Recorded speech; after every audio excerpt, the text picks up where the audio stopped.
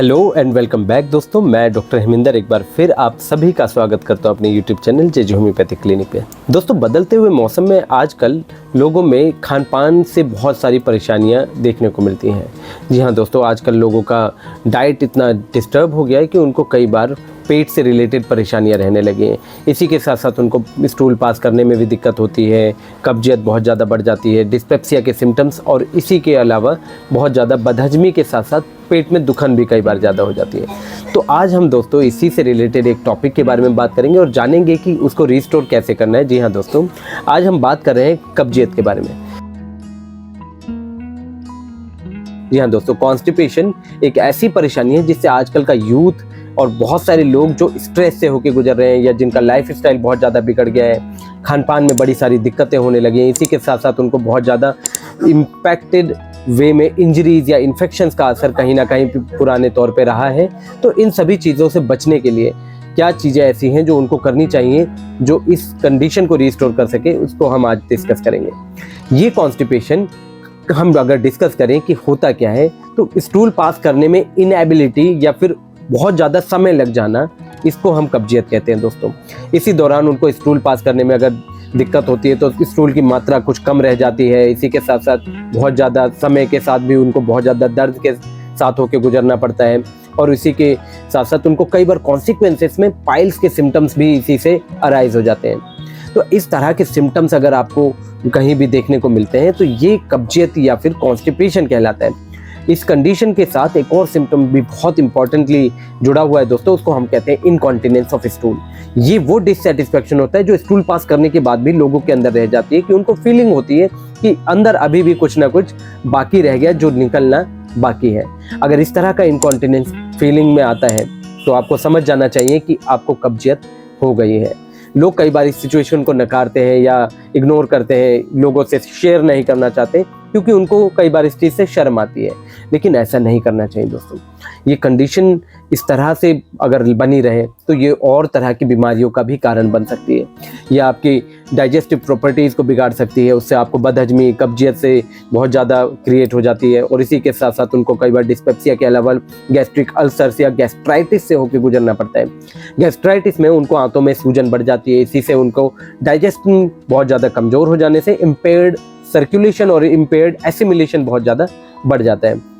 आंतों का काम होता है खान पान को एब्जॉर्ब कर लेना, लेकिन अगर कब्जियत या स्लो बाउल मूवमेंट की तरफ होके आप गुजर रहे हैं तो आंत जो है वो कमज़ोर हो जाएगी। इन आंतों को रिस्टोर कर लेने के लिए आपको कब्जियत का इलाज करवाना होगा, या अपने आप में भी आप कुछ मैनेजमेंट करके इसको रिस्टोर कर सकते हैं। तो आज की वीडियो में हम यही डिस्कस करेंगे कि आपको ऐसी क्या घरेलू उपाय हैं जिनसे आप ये कब्जियत दूर कर सकते हैं दोस्तों। तो आज मैं आपको इन्हीं सब सिम्टम्स से रिलेटेड कुछ मैनेजमेंट्स बताऊंगा। जी हाँ दोस्तों, मैं ऐसे 3 सुपर फूड्स के बारे में आज बात करूंगा जो कब्जियत से रिलीव करने में और इसी के साथ साथ आपको उनसे रिलेटेड कॉम्प्लिकेशंस को रिकवर करने में काफ़ी ज़्यादा लाभकारी हो जाएंगे। चाहे वो फिशर से रिलेटेड सिम्टम हो, गैस्ट्रिक एसिडिटी के सिम्टम्स हो, अल्सरेशन हो, या इनडाइजेशन की प्रॉब्लम हो, वेट लॉस से आप होकर गुजर रहे हो, तो ये सारे ही सिम्टम्स क्यों ना हो, ये तीनों डाइट आपके लिए बहुत ज़्यादा लाभकारी हो जाएंगी। आप अपने जीवन में इसको इस्तेमाल करके, लाइफ स्टाइल में इंक्लूड करके बहुत ज़्यादा लाभ पाएंगे। तो दोस्तों, आगे बढ़ते हैं और जानते हैं वो कौन सी 3 डाइट हैं जो आपके लिए बहुत ज़्यादा लाभकारी होंगी कब्जियत को रिस्टोर करने में। और कब्जियत ही नहीं, उससे रिलेटेड सारे ही सिम्टम्स को रिस्टोर करने में भी ये बहुत ज़्यादा आपके लिए हेल्पफुल हो जाएंगी। चाहे वो कॉन्स्टिपेशन के साथ साथ एसिडिटी, डिस्पेप्सिया, इंडाइजेशन के सिम्टम्स ही क्यों ना हो, या पेशेंट किसी फिशर या एनल इन्फ्लेमेशन के सिम्टम से होके क्यों ना गुजर रहा हो। इसी के साथ साथ उनको भूख कम हो जाती है, कई बार वेट मैनेजमेंट में बड़ी दिक्कत आने लगती है, शरीर का वजन ही कम होने लगता है। तो इन सभी सिम्टम को रिलीव और रिकवर करने में ये डाइट्स काफ़ी ज़्यादा हेल्पफुल होंगी। तो सबसे पहली डाइट जिसके बारे में हम बात कर रहे हैं दोस्तों, वो है पपाया। जी हाँ, पपीता एक ऐसी डाइट है जो फाइबर रिच तो है ही, इसी के साथ साथ इसमें काफ़ी अच्छी मात्रा में विटामिन सी और फाइबर की मात्रा बहुत ज़्यादा अवेलेबल होती है, और इसके एंटीऑक्सीडेंट्स बहुत ज़्यादा हेल्पफुल हो जाते हैं आपकी गट को रिस्टोर कर लेने में। तो चाहे वो आपके लीवर से रिलेटेड कोई सिम्टम्स हो, जॉन्डिस हो, या हेपेटाइटिस के सिम्टम्स में भी कई बार पेशेंट्स को बहुत ज़्यादा इन्फ्लेमेटरी चेंजेस से होकर गुजरना पड़ता है। इसी के साथ साथ उनको बहुत ज़्यादा स्लो बाउल्स के साथ पेरिस्टाल्टिक मूवमेंट्स की कमी की अगर सिम्टम्स हैं, तो स्ट्रेस इंड्यूस्ड एंजाइटी और एब्डोमिनल एंजाइटी में भी ये वाले सिम्टम्स रिकवर करने में काफ़ी ज़्यादा हेल्प करेगा पपाया। सेकेंड डाइट जिसके बारे में हम दोस्तों बात कर रहे हैं वो है इसबगोल की भूसी। जी हाँ, ये हस्क डाइट आपके लिए बहुत ज़्यादा हेल्पफुल हो जाएगी इसके फाइबर रिच नेचर की वजह से।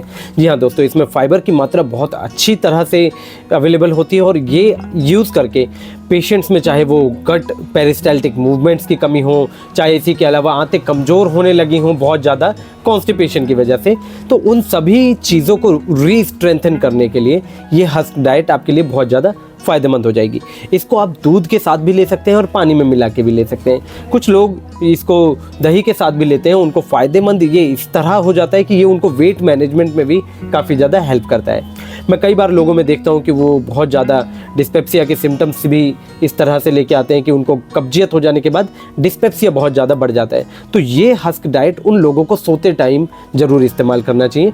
सोते समय इसका इस्तेमाल आप दूध या पानी के साथ कर सकते हैं। आप जब इसको दूध या पानी में मिलाएंगे तो ये फूल कर थोड़ा सा गाढ़ा हो जाता है, यानी कि हैवी हो जाता है। तो आपकी आंतों में जाने के बाद ये आपकी जो डाइट है उसको हैवीनेस देगा, यानी कि उसको बल्क देगा और उसको कॉन्स्टिपेशन से रिलीव करने में काफ़ी ज़्यादा हेल्प करेगा। ये आपकी पेरिस्टाल्टिक मूवमेंट्स को रीस्टोर करने में भी काफ़ी ज़्यादा हेल्प करेगा दोस्तों। ये तीसरी डाइट जिसके बारे में अब मैं बात करने वाला हूँ, ये हमारे शो का आज का सुपरस्टार है दोस्तों। ये हमारे कॉन्स्टिपेशन की सिम्टम्स को इस तरह रिमूव कर देता है बॉडी से कि आपको पता भी नहीं लगेगा कि कब इसने अपना चमत्कार दिखा दिया। हम आज बात कर रहे हैं इस सुपर डाइट के बारे में जो स्वरसिया चिरायता के नाम से जाना जाता है। इसको हम कॉमनली कालमेघ के नाम से भी जानते हैं।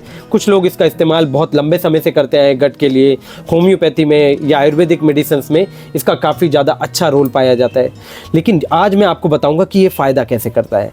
जी हाँ, कालमेघ का इस्तेमाल उन पेशेंट्स में भी किया जा सकता है जो बहुत ज़्यादा फ्लैश लूजिंग डिजीज़ से होकर गुजर रहे थे, या फिर बहुत ज़्यादा ट्यूबरकुलोसिस या हेपेटाइटिस, इसी के साथ साथ जॉन्डिस के सिम्टम्स या स्किन से रिलेटेड भी कोई सिम्टम्स हो, एंजाइटी के सिम्टम्स हो, गट इनमोबिलिटी की वजह से ये रेक्टल पैरालिसिस के सिम्टम्स में भी कालमेघ का काफ़ी ज़्यादा अच्छा रोल पाया जाता है।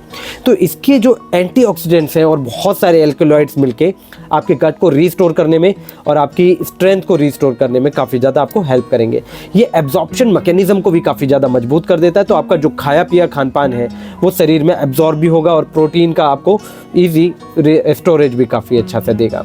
और इसी के साथ साथ ये आपके पेट में होने वाले कीड़े की परेशानियों के साथ साथ आपके पेट में होने वाले अल्सर्स या गट में इन्फ्लेमेशन को भी ख़त्म करता है। ये रेक्टम को भी काफ़ी ज़्यादा मजबूत करता है। तो रेक्टम का स्टोरेज मैकेनिज्म भी काफ़ी ज़्यादा हेल्पफुल हो जाता है और एब्जॉर्प्शन भी काफ़ी इजीली कर पाता है। तो इन तीनों चीज़ों का इस्तेमाल करके दोस्तों आप बहुत सारे फ़ायदों से होकर गुजर सकते हैं। और अगर ऐसा कुछ कॉन्स्टिपेशन का सिम्टम आपको नहीं भी है तो भी आप इनको अपनी डाइट में ज़रूर इस्तेमाल कीजिए, क्योंकि ये आपको इस तरह के किसी सिम्टम्स तक होने या जाने से भी बचाएंगे। जी हाँ, ये प्रिवेंशन के तौर पे भी आपको काफ़ी ज़्यादा हेल्प करेंगे और इसके अलावा आपका ये एब्जॉर्प्शन मैकेनिज्म तो इम्प्रूव करेंगे ही करेंगे। अगर इतना भी ये फ़ायदा कर रहे हैं तो आपको इससे बहुत ज़्यादा बेनिफिट मिलने वाले हैं। आपका एनर्जी मेंटेनेंस काफ़ी अच्छा बना रहेगा, इसी के साथ साथ स्ट्रेस फ्री रहेंगे, एनर्जी की बूस्ट आपके बॉडी में बने रहेंगे, इसी के साथ साथ आपको एग्जॉशन भी कभी नहीं होगा। तो ये जो एब्डोमिनल इश्यूज़ हैं दोस्तों, इनको रिस्टोर करने का यही एकमात्र तरीका है कि इनके लिए अपना डाइट मेंटेन कर लिया जाए, अपने आप को स्ट्रेस फ्री रखा जाए, हाइड्रेशन बढ़ा लिया जाए, फाइबर की मात्रा बढ़ा ली जाए। जी हाँ, खान पान के बाद आप ज़रूर थोड़ा सा वॉक ज़रूर कीजिए। इसके साथ साथ आप अपने आप में कुछ योगा का इस्तेमाल भी कर सकते हैं। एयर एक्सरसाइजेज या ब्रीदिंग एक्सरसाइजेज इन सब चीज़ों के लिए काफ़ी ज़्यादा हेल्पफुल होती है। तो यहाँ मैं अपनी वीडियो को समाप्त करता हूँ और मिलते हैं एक और नए वीडियो में एक और नए टॉपिक के साथ। तब तक के लिए आप मेरे वीडियो को लाइक, शेयर और सब्सक्राइब जरूर करें दोस्तों। आपके लाइक और शेयर, ये सब्सक्राइब्स ही हैं जो मुझे आगे बढ़ाने में और ये वीडियोस और लोगों तक पहुंचाने में काफ़ी ज़्यादा मददगार साबित होंगे। तो यहाँ मैं आप सभी से विदा चाहता हूँ। धन्यवाद।